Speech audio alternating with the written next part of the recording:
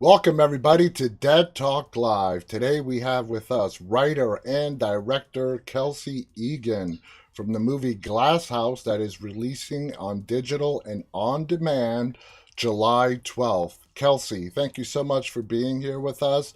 I know you're in South Africa. Um, how are you doing today?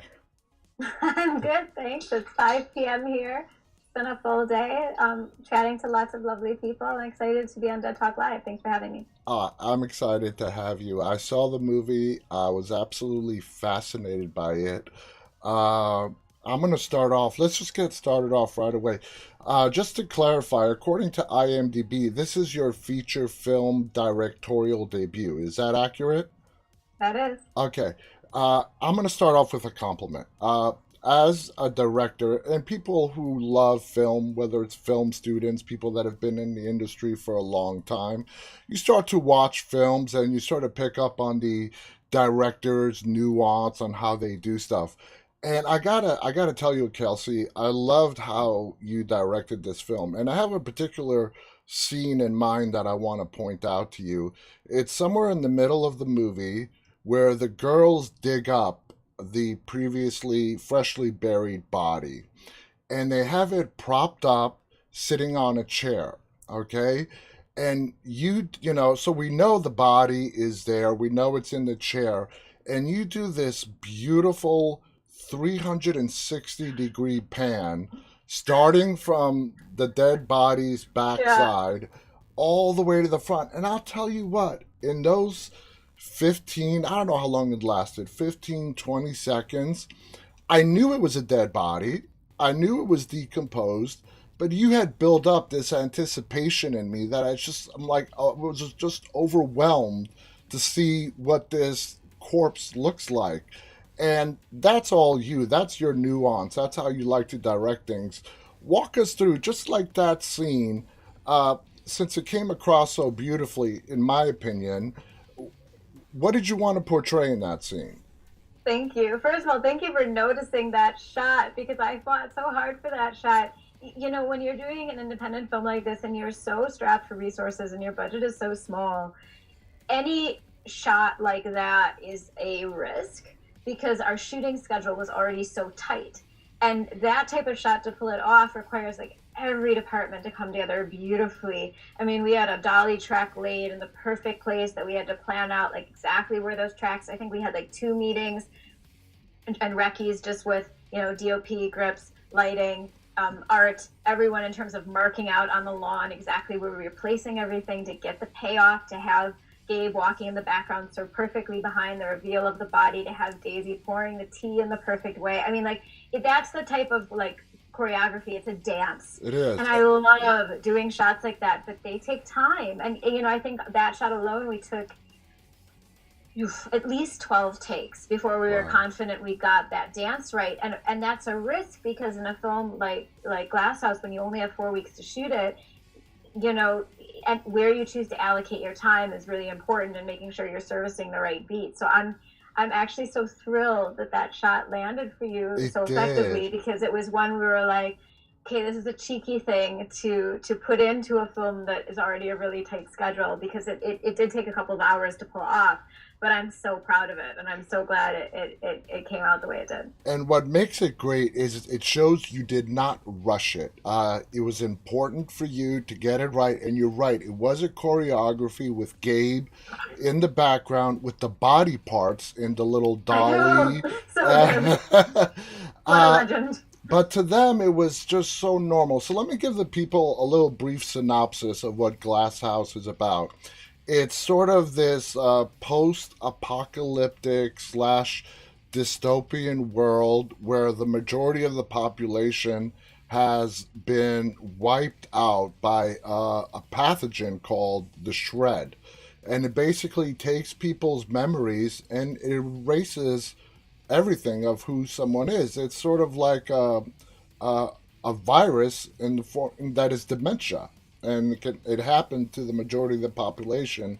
And you have this family, majority a group of girls, mother, daughters, and the son Gabe, who are living in this protected glass house.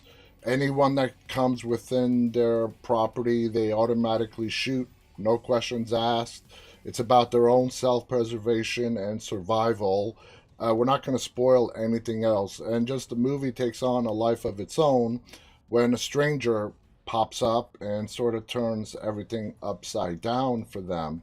Now, the movie does tackle another interesting scene that I saw was there was a magazine article that mentioned COVID 19. Okay. So, how important was that for you to reference something that is going on in today's world? Yeah, that's a great question. This whole experience of making this film was incredibly surreal because it was very much a sort of meta life imitates art situation for us. Emma, my wonderful co-writer, associate producer, work wife, we came up with this concept in early February of 2020. So way before, like 2 full months before we really had a sense of the impact that COVID-19 was going to have. Like we had news articles coming out of China at that stage, but we had no Yeah. idea what was coming. It wasn't until And April that it really hit. yeah, and our first major lockdown in South Africa started at the end of March. And what was so insane about this is that we had a number of concepts that we pitched to Showmax, hoping that they would greenlight one.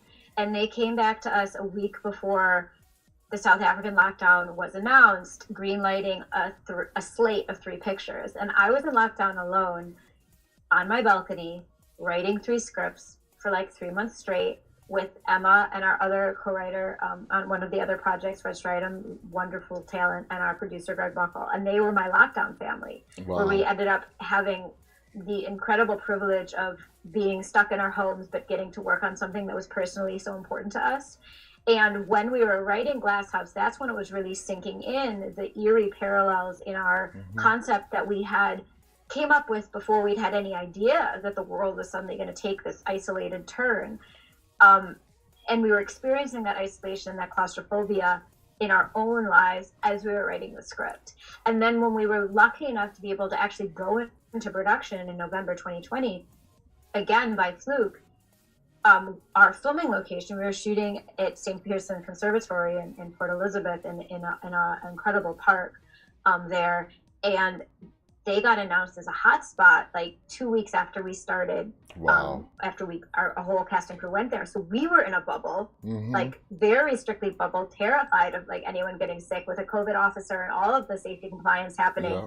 Yeah. Keeping to ourselves in this glass house. So it was like the whole experience was life imitating art and vice versa. Exactly. And I think it definitely informed the creative.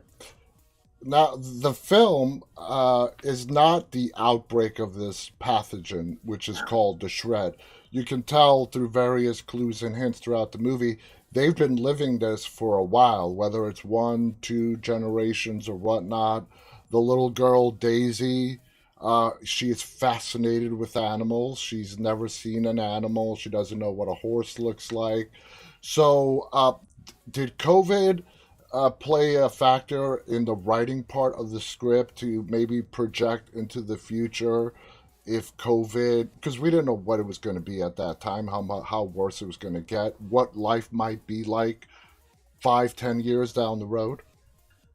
Honestly, no, because I think the vehicle or the virus that is COVID, we knew at that stage how it operated and what family it came from SARS. So Mm-hmm. and the shred is so different. So I don't think Emma and I were that. I don't. Maybe this was overly optimistic of us, but we did see the end in sight for COVID. We were estimating it was going to be like it for 2 or 3 years. Yeah. That was our guesses at the time in the first lockdown, and what we were most inspired by, because when we came up with a concept initially, we hadn't known the impact the pandemic was going to have, was frankly the themes of memory. Mm-hmm. Both Emma and I have close family members who have suffered from memory loss. Hers dementia, mine short-term memory loss from not receiving oxygen to the brain for a couple of minutes during a procedure. And that, I think, personally has been something that's been quite relevant to us in our own lives. And we wanted to explore just how important memory is, not only for sense of self and identity, but in terms of influencing behaviors and how one engages with the world in the present. Mm-hmm. I think there's a narrative, um, a popular narrative that, whatever doesn't kill you makes you stronger. And, you can go through life's traumas and you come out the other side and all of a sudden you're tougher and better. And my experience of that type of thing hasn't been true. I think, with PTSD and more mental health awareness and being cognizant of the fact that sometimes you go through experiences you don't bounce back from, and it does change you forever. And it doesn't necessarily change you for the better. Exactly. And we were really interested in exploring that through the eyes of two sisters who have such fundamental different approaches to their past and to preserving their identity and sense of self. One of which is like, this is too much. This trauma is not something I want. This does not serve me.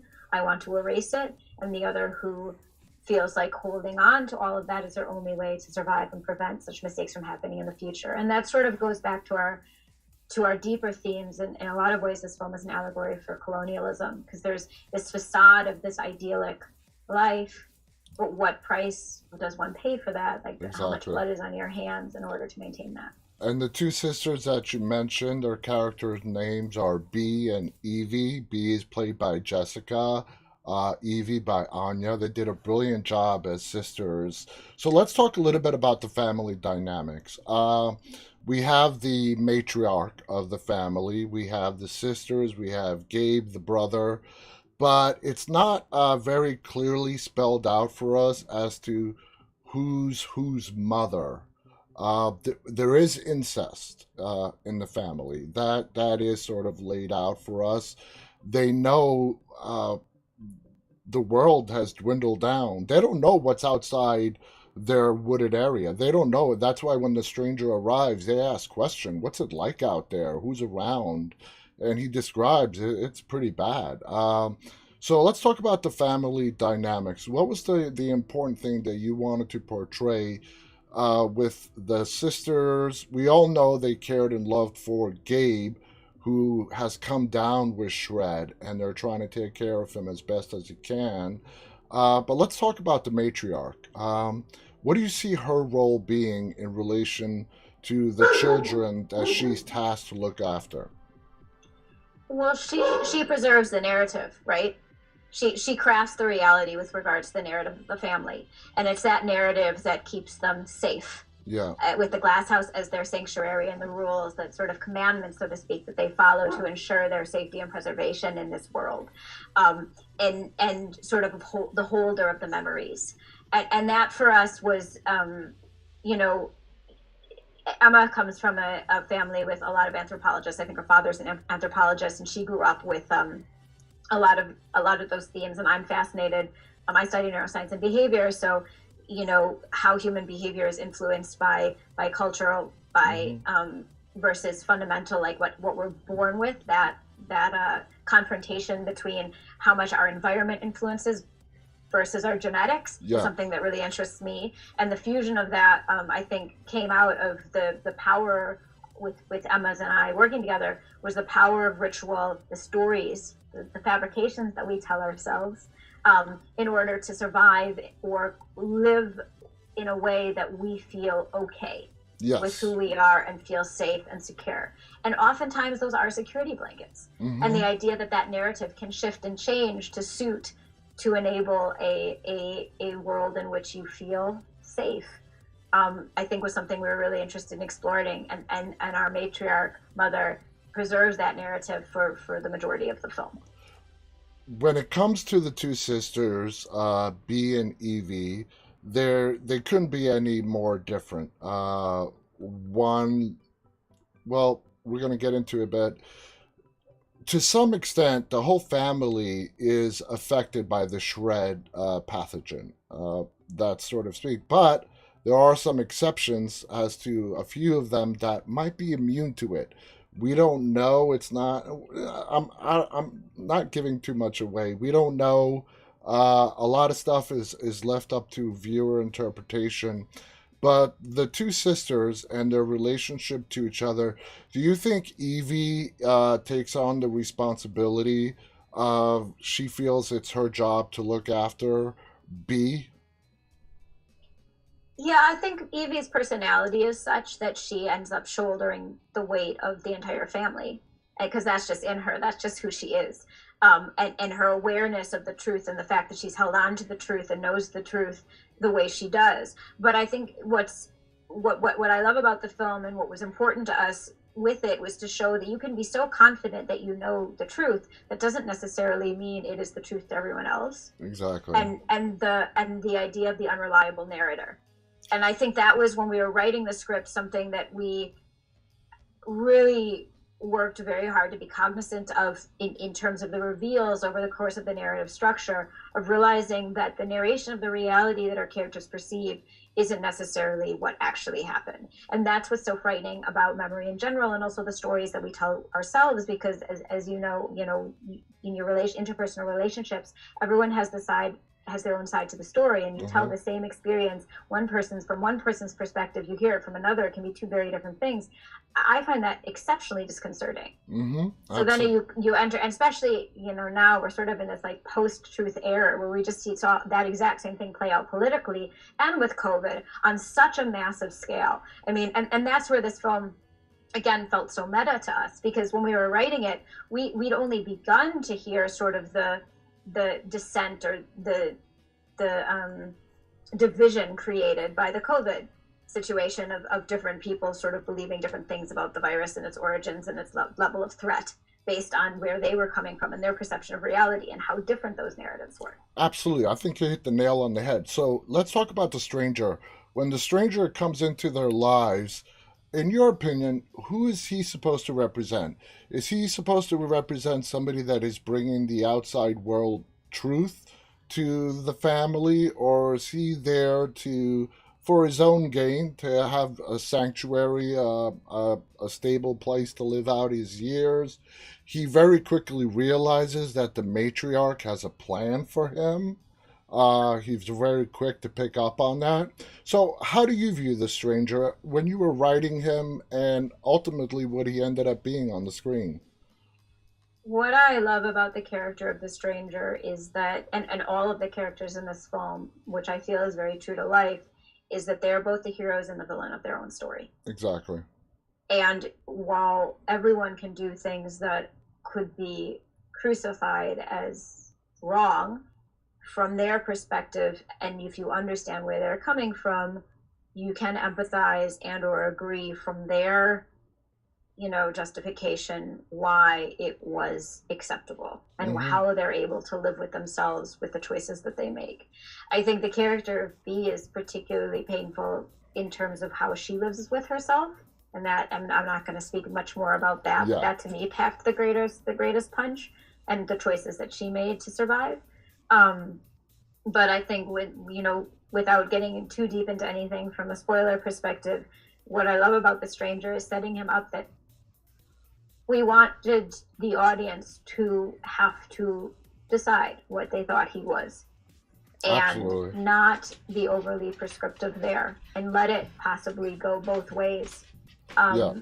Because I think through his through line as a character, when you finally understand him and where he's coming from, all of his choices I resonated with me, regardless of whether or not I would think they were right or wrong. In a world like that, there really is no right or wrong. It's like you said, it's up to everyone's perspective and how they view the world. The ending, we're not going to spoil. Did you guys grapple with how to end the film? I loved how you ended the film. It was sort of a shock, and then boom, fade to black into the credits. Did you guys grapple with the direction on how to end it, or was it pretty much agreed on? I think there were a total of 3 writers on this script. Were you Two, it was Emma and I. Emma and you? Were you Yeah. both on the same page on how to end this? I think instinctively, yes. We did have conversations about the ending with Greg, producer, and Showmax. Those conversations were had. And it was very carefully interrogated, but the ending that is in the film is the ending that felt right and the most unapologetic and truthful to the themes of the film. And I felt very strongly about that. The world is not always roses. Exactly. And if I was the stranger, and if I was in his shoes, I could see me making the exact same decisions as throughout the Which is movie. horrifying. It But is. It yeah, is. but also, it's like when you're in survival scenarios like that, how often people choose themselves, and empathy sort of goes out the window in certain scenarios. And I think no one likes to talk about it, but I think oftentimes we are selfish. That it's in our nature. Just one last question. If you had to pick, would you say this is like a post-apocalyptic movie, a dystopian type film? What word or phrase would, in your mind, best fit this movie? For me, it's a dystopian fairy tale. When Okay. we were writing it, we were like, "This is a fairy tale." Even the morality plays in it. It thematically, The oh, costumes, yeah, like the white. both Emma and I love the Bronte sisters and grew up reading gothic horror novels, and I think that influence definitely threaded through. I love fusing genres, but the look and the feel, I love doing something that looked very different than the expectation of a typical post-apocalyptic story. And Yeah, for me, that was very in line again with the allegory of colonialism and how you have this beautiful facade, but what rot does it cover? What does it hide? And sort of the subversion of what you would expect visually. Um, and the lyricism of that. hmm, But yeah, that's why for me, the dystopian fairy tale is the most accurate description. absolutely. And the costume design, the women with the white, the stained glass drawings on the windows. It is like a fairy tale, and that glass house is their castle, in a way. Yeah, and we were so lucky to shoot in that location, and the support we got from the Eastern Cape Tourism Board. I mean, they were so wonderful to us, and it was such a privilege to be able to shoot there. Where Emma used to visit as a child. She grew up in the Eastern Cape, and we did that very naughty thing where we had a location in mind when we wrote the script, without knowing for sure we were going to be able to get it. And when we did, it was actually a dream come true, because when we first recceed it, we didn't know this, but when I scouted the location for the first time and found the tree where they Yeah. have their guard post. We'd written that tree in the script already without having any idea if there was an actual suitable tree on the property. And I'm Wow. scouting the location, and there's the perfect tree in the perfect spot where we were able to production design was able to build that blind. And it was like it was yeah, it was It was so perfect. lucky. It sounds So it perfect. was yeah, it was unreal.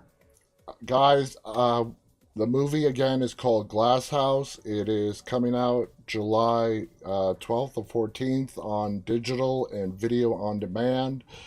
It's a dystopian fairy tale like Kelsey just described, but there's so many plot twists. You're going to love the ending of this film. I highly recommend you go out and watch it. You won't be disappointed.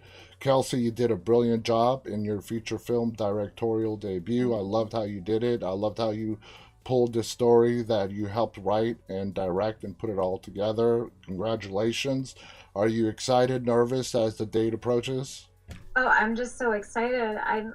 Yeah, I'm really grateful. We've been moved every step of the way with how well this film has been received, and we're really proud of it, and really just yeah, the privilege of being able to share it so widely, means the world. And also show off what South Africa is capable of as of an industry, but in an independent film space. It's a privilege. I gotta ask you, you don't have a South African. Are you from the States? And Guilty. yeah, yeah. I grew up in Milwaukee, Wisconsin, and I've been living in South Africa since 2007, so just over 14 years now. I hear I'm a it's a dual citizen. beautiful country. Yeah.